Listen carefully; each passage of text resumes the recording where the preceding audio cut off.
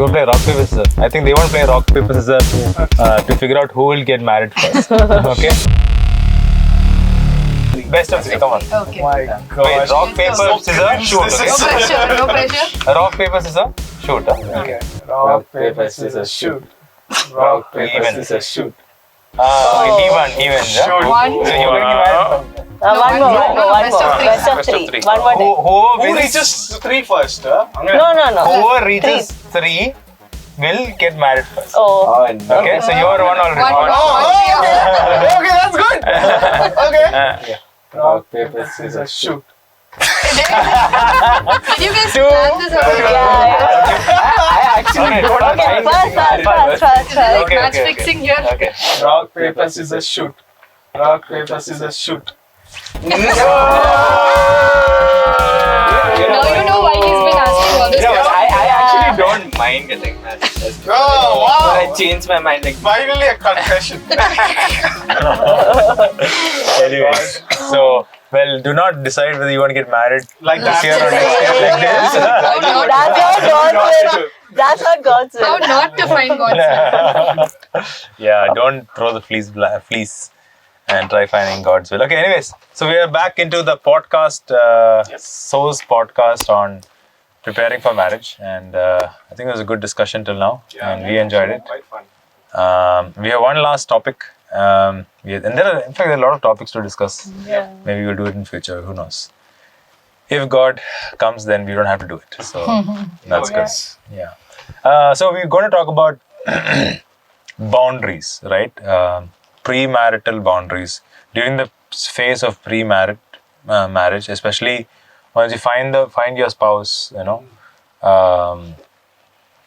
the fiance, and the marriage is fixed. So that period, So how was how long did you, from the time you decided and the time you got married, how long was that? pretty much a year. It was a year? Okay. So for us it was like 4 months? Yeah, around 4-5 months. 4-5 months, yeah. What do you say? He's ready. What's your desire? Yeah, what's your desire? I wanted month? to wait I don't at least 1 year, but there was. I don't know. I'm Maybe thinking you wanna 5-6 get to months. know the person to be I don't So know. how long do you think that requires? months, maybe few months. Okay. What is this few? I Can don't you know. define few? Yeah. 6 to 7 months. Okay, all right. I don't know. With 6 months, I'm thinking. Okay, 6 months. Yeah. So basically, what do you do during the 6 months, right? So what are some boundaries as a couple that you can place in the 6 months? Is what you kind of address, and there might be a lot of other things that we can address, but what are a few things that we thought? Yeah. So what are some boundaries that couples can keep during these times? What do you guys think? I think the most obvious one is sexual purity, right? Sexual purity. Okay. Yeah. What do you mean by sexual purity? Let's get into that right now, shall we? I think it's quite obvious, right? So I think sexual relationship should happen within the boundaries of marriage. Yeah. When you take it out of that, it messes up a lot of things. Even though knowing that this is the person that I'm going to get married, and before your marriage, the wedding day that you want to get into, it's a sin. Sin is a sin. Yeah. And it does cause a lot of emotional scars, even though if it is the same person that you're going to get married. So we need to guard our purity with regard to that. Yeah, I think even physical intimacy, what level of physical intimacy, and I think each couple has to discern what is their boundary that they keep so that they don't fall into this, right? Because it's one flesh, right? Leave and you cleave, becoming one flesh. Yeah. And that happens after. Yeah. So I think it's so easy for us to get into that relationship if we don't have boundaries, set boundaries. And that's what we need to talk about. What can we do? Yeah. What should we be doing? When you say boundaries, what boundaries? Where do you draw the line? Is it left to the individual to? I mean, we talked about being sexually keeping not giving into sexual intimacy.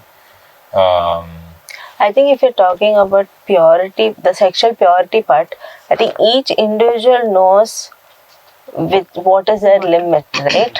So it can be that, and it also, if you know you're going to get married to this person, I think it can also be like a combined boundary that both of you set.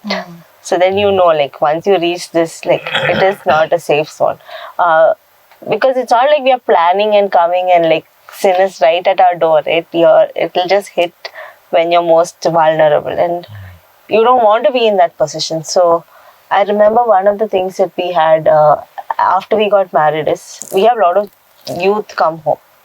So one of the things, a rule is that if girls are staying in our house, the boys have to go to another house, right?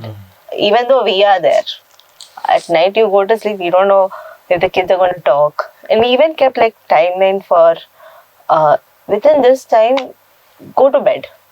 Even if it's girls, right? Even if you guys are talking, go to bed. Like keep a curfew for yourself.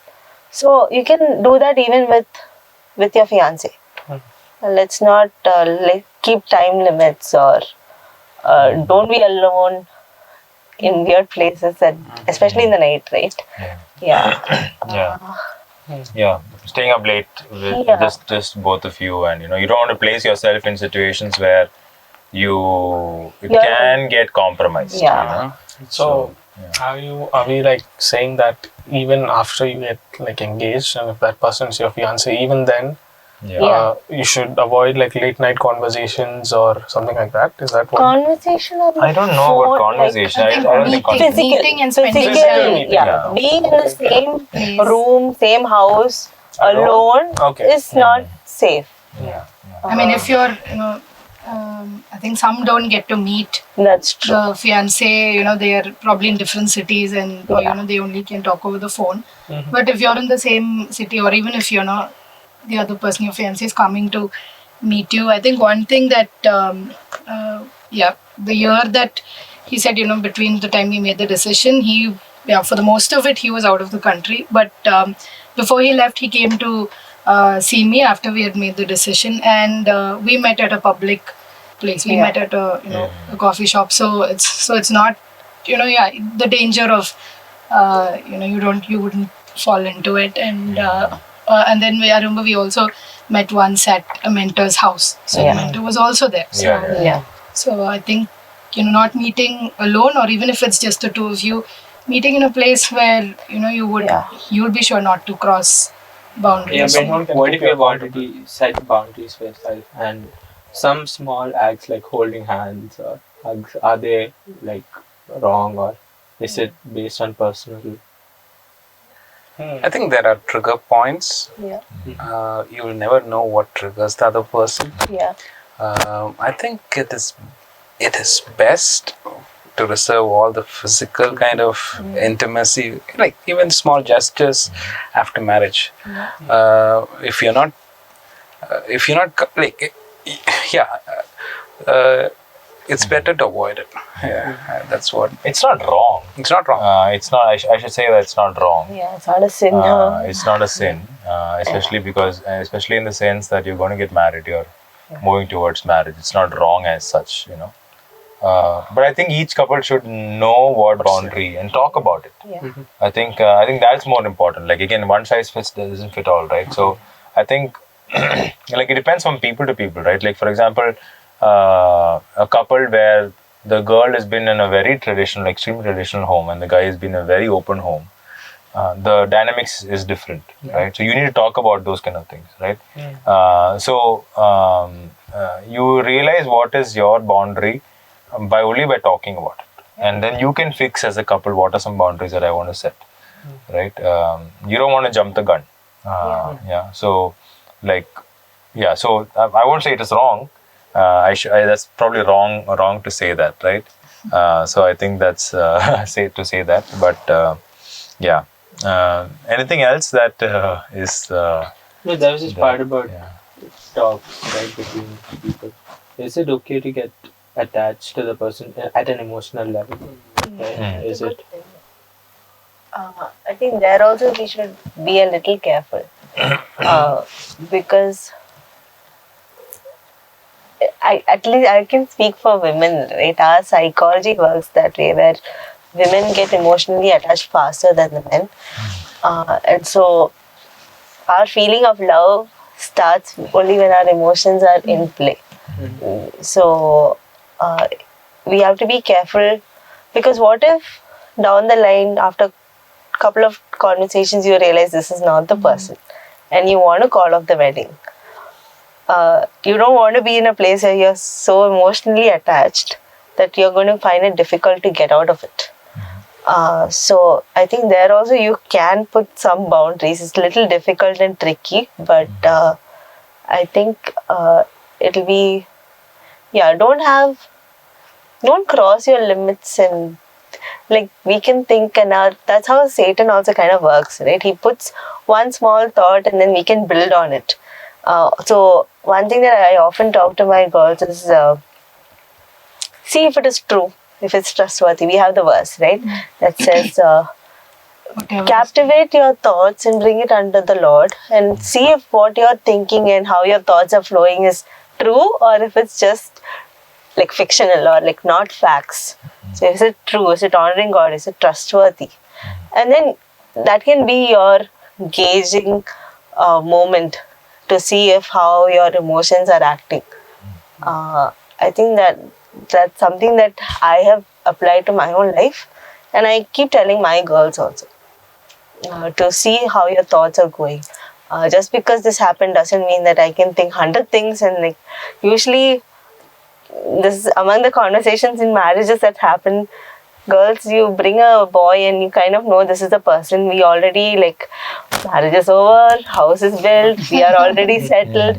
That is how it works for the women. Yeah. So let's not get there, right? Let's think practically and move one day at a time. For And usually when it doesn't work out also, like, even after you've spoken, and then it's usually the guy finds it easier to move on than the girl, because women, I think, get more emotionally connected, attached, and like she said, you go 10 steps ahead in your mind already. So where's the boundary with regard to emotional attachment? Because it's a very intangible thing. But if you know where your heart is at, right? Like with regard to either let it be the gestures or like the conversations that you have, wouldn't that be like you already know that okay, your heart is at this place? What do you mean when the heart is? No, but you have to like keep a tangible boundary, like something that is like one visible or something that you can point to, because the emotional attachment will vary from couple Yeah. to couple. So I think one thing that I try to keep this in this way is that if there's a period sometimes when you're not sure and you're sure, right? And there's marriage, right, or the wedding, right? This period where you're not sure and till the period you're sure, at least that period you keep it from emotional attachment. Don't sit and text the whole night, and you figure out the thing. You might chat. Some people might chat or get to know the person. Figure out the non-negotiables. and figure out all those Just things. talking about the hard situation, in a situation like that where you're sure about things. Right? Yeah, if you're sure about it, I don't think you can't tell the people to get emotionally attached. They will get emotionally attached, right? Yeah. But this period, yes, you have to be a little careful. But this period, I think, you will get emotionally attached. And in fact, I think at a certain level, you want to be there also. You want to be because emotionally I don't want to get married to a stranger and tell vows to someone. I'm like, I don't know who you are. Like, why am I telling this to you? Stone and like that. So at some level, like when if you can, when you know it's sure and you're moving towards it, you need to feel that love and. Like I've known couples where they have known each other for some time, and they're thinking about marriage and they're talking, and then they realize that they want to take a break, right? Take a break and pray about it, and see, and not get too close emotionally, or on all levels, right? So they have taken the break, and then they have come back and told their decision to each other and things like that. So that also can be done. What other things? Anything else you think couples have to be during the premarital thing? Time? With emotional attachment comes like with conversations. You start sharing about yourself a lot, right? Yeah. So, what is the limit to which that you can share with? I mean, you guys are married, and like while you were in that space before your marriage, what was the limit to which you were able to share within? Yeah, Between. we can maybe add to that because we are not perfect people, Yeah. and we have I mean, a lot because of. once you tend to start liking someone, there's a tendency to overshare. Right? Is there something that you are not supposed to share? Withhold in some sense. Yeah. I think being transparent is not wrong. You should be transparent with your future spouse. What to tell and what not to tell. I think you should share pretty much everything that you've gone through. But you need not tell in detail all the history, all the small aspects of all the things that you have done. But I think in general, like, you'll have to be more open, honest. Yeah. Because if you're going to hide something, that's going to be there the rest of your life. Yeah. I think, Especially, I mean, if there's been a past relationship or something like that, Yeah. I mean, it's bound to come out at some point in the future. So, Yeah. I mean, I'm not saying, right in the beginning, like, Godly, you said there's this not sure face and sure face. I think once you're sure that this is the person, then I think, once you get comfortable talking, I think it's okay I think it would be good to tell them about your past. Like you said, you don't have to go into the details because it's something that you've dealt with and it's over with. So, God is not, it's the same with, God is not digging into the details after you've, repented of it. When the woman caught in adultery, when she was brought, when he knew that, she was repenting, he just said, go and sin no more. He didn't want to get into the details of who she was with and all of that. So, I think be open about it, but you don't have to tell all the details of it, but be willing to Share. Yeah. Yeah, it's easy. It's like it's not good to bring your baggage into your marriage and try to deal with it once you get married, right? Try to deal with it or process it with someone. That's why mentoring is important, right?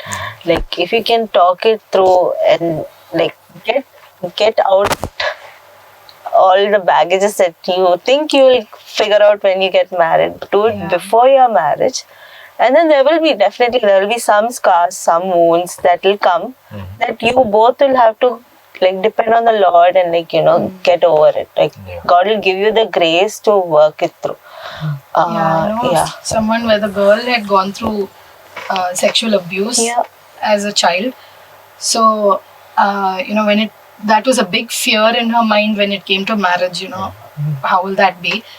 But I think talking about it to her fiancé before they got married helped him also be sensitive after they got married. When they, did get into a physical relationship, it helped him to actually see, okay, how she might perceive this and, to give her the space to be able to trust him with that. So I think things like that, if you're willing to be vulnerable and I think, this is a covenant relationship and you are going to become one flesh. So I think being willing to be open about it and both the sides and being willing to, don't take advantage of the fact that somebody is sharing it with you, but be understanding.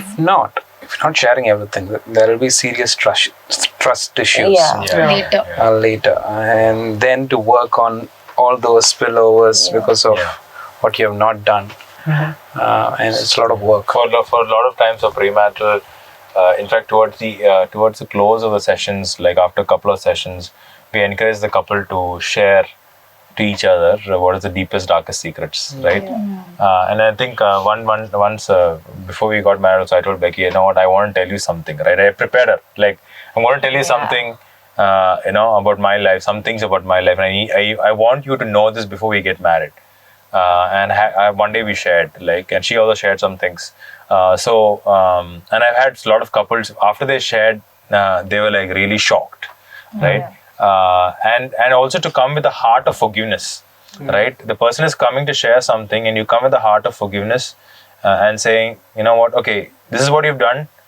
That's fine with me. I forgive you. Let's move on, right? And so for me, it is when you start your marriage, you start with a clean slate, right? And you put all these things behind.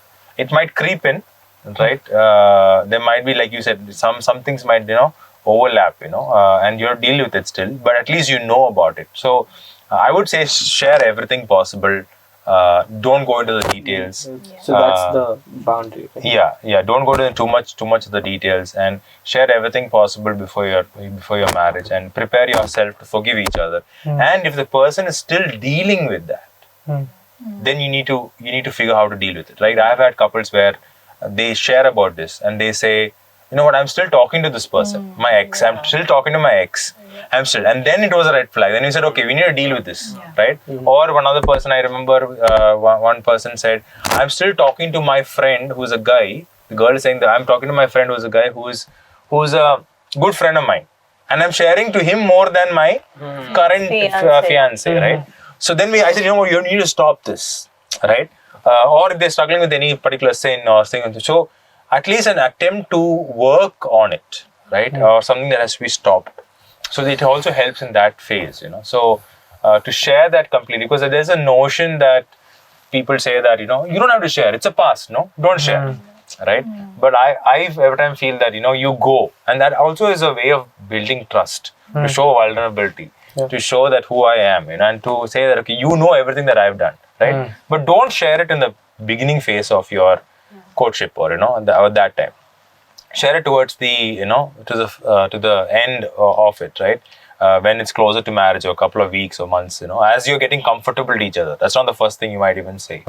So, and prepare yourself, I think is very important. And also give your fiance time to process what you said. You cannot expect from them to accept what you just said and be like, oh yeah, it's okay. It's okay. Just give them some time to understand. They might need some weeks to just think about it, pray about it, process it. And we have to be okay with that, right? Another thing that you said was how to kind of actually I forgot what I was supposed to say. Never mind. That's one thing with the preparation. I think if we are moving on from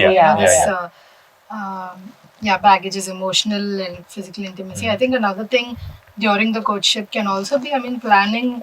I think a lot of time is spent on planning for the wedding. Like, the wedding day, the nitty-gritty details of it, the color, the theme, and all of that. I'm sure there's a lot of time that's spent on it. But also, after marriage, or how are we going to, especially like if there are like family, or if they have to move cities and things like that, planning that, or if both of them are working, how are they going to manage finances after they're married? So things like that also are things that can be discussed during the courtship. What if some of them cross the boundary? They are in their courtship phase. They've crossed it. What would you say to them? I mean, there are people with a lot of previous baggages, right? And who would be struggling with that, but again, there is always forgiveness, right? When you come back to your Oh yeah, that's what I was thinking. Like in those terms, right? If you consider your marriage relationship to be more than that, you want to have your spouse to be your good friend. It'll kind of give a different perspective. Like more than my husband, more than being a wife, which is more defined with your roles and responsibilities. If you see that person as your friend, at some point you are so confident and comfortable with that person. You trust that person to the point where you are honest with him. And that's not just before your marriage, even through your marriage, right? So if you come with baggages like that, we pray that we get a spouse who can understand and What if with my fiance itself, I've crossed the boundary, and we are now awaiting our wedding day. I think if you have crossed the boundary, and I think it's good to ask forgiveness to each other, and make sure that doesn't happen again.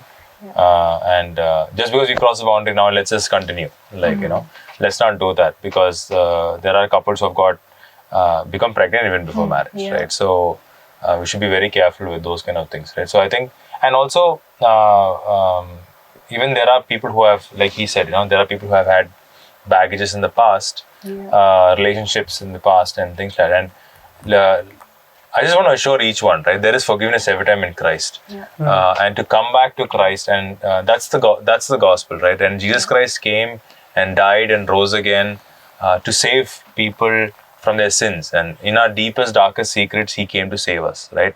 In our dark side, He came to save us, and He loves us so much, right? So that love, to understand it and just to accept it and say, Lord, I'm sorry, like I'm sorry for what I did, right? And just to come to Him and say, you know what, I want to just reconcile my relationship with You, and I want You in my life, right?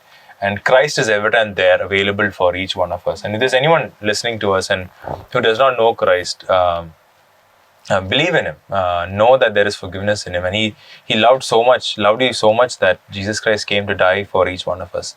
And we are just not saying it because we really mean it. Even the Christmas season is all about that, right? It's people are celebrating Christmas, but actually, what is it? It's about Jesus Christ coming to die for each one of us. And there is forgiveness, there is hope, there is joy, there is love, and all these you will take to your marriage, right? And that's the beauty of it, right? And no matter what happens, these you carry on with your marriage. So I just like to conclude this session on preparing for marriage. It was a brilliant session, and we all enjoyed ourselves. That's for sure. And Did you guys learn something? Oh yeah. They're ready now. Of course. I feel like he's ready for that. Yeah, exactly. I want the Hey. we decided that that's not the way we look for that. Yeah. But still, I'll still he won the game. All right, I just like to end with a scripture verse. It says, Hebrews chapter 13 verse 4. It says, let marriage be held in honor among all. So as we're considering marriage, let us consider and let it be held in honor among all of us, those who are married also, for us who are married, and those who are considering marriage. I think it's a very important thing, and it's a beautiful institution that God has placed. And I think you really will enjoy your marriage if you are actively pursuing in it, and both before and after. So thank you so much. And so until next time, see you, bye, and until next time. Marriage, shadi, thirumanam kalyanam. Marriage, shadi, thirumanam kalyanam. Marriage, shadi, thirumanam kalyanam. Marriage, shadi, thirumanam kalyanam. Start praying very early. So I started praying when I was 15, 16. Marriage, shadi, thirumanam kalyanam. Yeah, I'll second that. You said wow for 16, but praying for your life partner when I was 13 was to make a list of what you expect in a life partner.